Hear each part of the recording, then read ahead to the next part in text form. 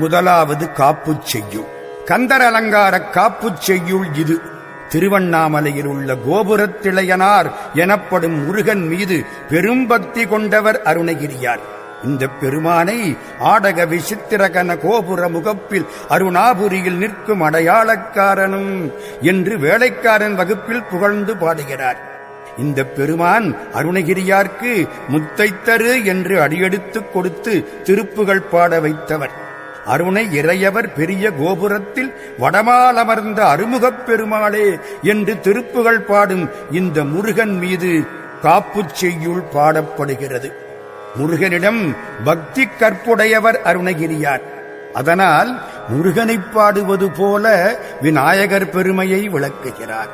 அடல் அருணை திருக்கோபுரத்தே அந்த வாயிலுக்கு வட அருகில் சென்று கண்டு கொண்டேன் என்று தொடங்குகிறார். அடல் என்ன வீரம், அடல் அருணைன்னா வீரம் செறிந்த திருவண்ணாமலை என்று பொருள். வீரம் மிக்கவனாக முருகன் இருப்பதால் மட்டுமல்ல, 5 புலன்களையும் வென்ற வீரமிக்க ஞானிகள் வாழ்வதாலும் திருவண்ணாமலை வீரமிக்க அடல் அருணை ஆயிற்று.